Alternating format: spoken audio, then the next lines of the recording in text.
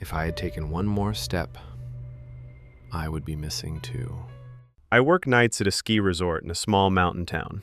My title says maintenance and security, but most of the time I just clean, fix small things, and keep the place running.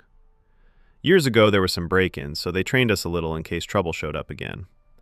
People used to sneak in after closing, some tried stealing ski gear, others just wanted to use the slopes when nobody was around. After it happened more than once, the owners changed the schedule so two of us always worked overnight. We did not have cameras or fancy systems. The idea was just that two people walking around made the place look less empty. And after that, nobody really tried anything for a long time. Most nights were quiet. Too quiet. Sometimes someone would come up to the door and look inside, but that was it.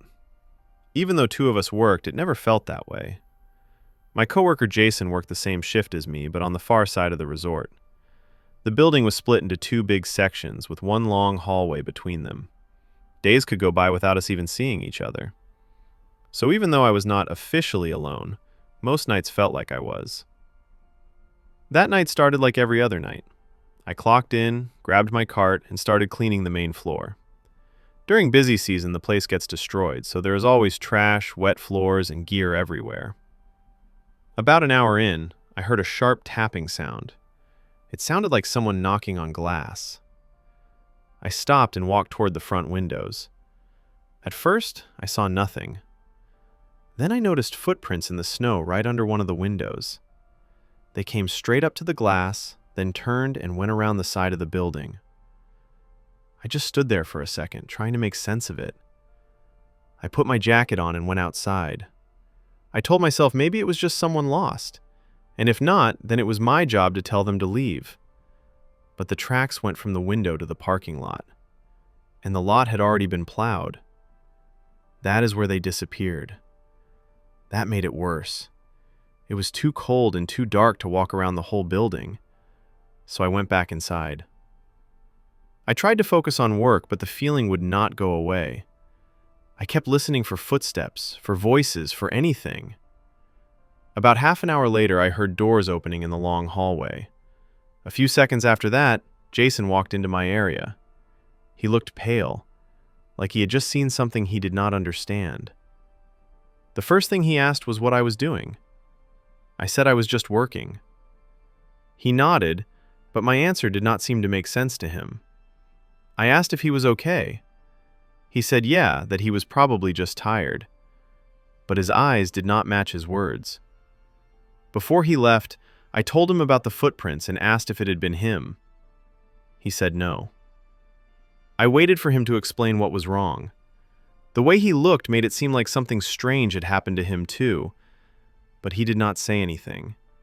He just turned and walked back down the hallway. Jason and I were not friends. We barely talked. Sometimes we went weeks without seeing each other. He was older than me, and we only talked about work. That is why I did not chase him. That is why I did not ask more questions. I kept working, but my mind stayed stuck on how strange the night felt. Every little sound made me stop and listen. I told myself it would calm down, and nothing else would happen. That is when I heard a loud bang from the hallway.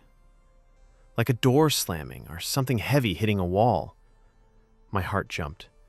I dropped what I was doing and went to check on Jason. The hallway looked normal, so I went into his section. He was not there. "Jason?" I called. Nothing. I said his name again. Still nothing. My chest started to feel tight. I checked every room. When I reached the back, my stomach dropped. The back door was wide open. Snow was blowing inside. It looked like the door had only been open a few minutes. I ran over and looked outside. I did not see anyone, but I saw footprints. They were leading uphill toward the ski lifts. There was no reason for Jason to be out there. I yelled his name. The wind swallowed my voice. That is when real fear hit me. I searched the building again. He was nowhere inside. The only sign of him was those footprints. I ran back, grabbed my coat, and went outside. I started following the tracks. They went farther than I expected.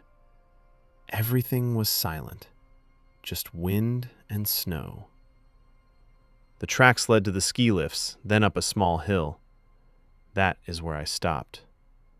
They kept going, past the resort, into the trees.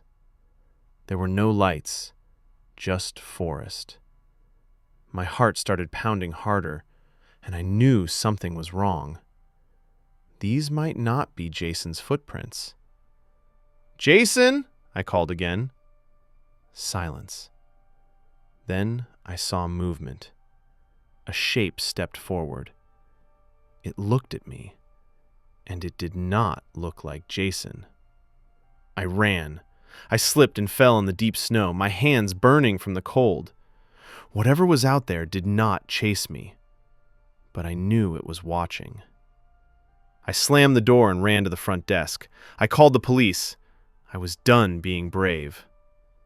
They said it would take 30 minutes. I hid in a storage closet. I listened to the wind and the horrible silence inside. About 10 minutes in, I thought I heard a door open. I did not move. I did not breathe. I heard nothing else until the police arrived. Outside, they found new footprints. They went back to the open door. Whoever was out there had come back, maybe looking for me. They declared Jason missing. Inside, there were no signs of a fight. They thought it was someone he trusted, someone who got him to open the door or follow him outside. The tracks vanished in the woods. Jason was never found. For a while, I was a suspect. They cleared me later, but that never helped. I still think about that night. I still think about the tree line. And I know this. If I had taken one more step into that forest, there would be 2 people missing instead of 1. Subscribe for more real horror stories. Like the video if you felt this fear too.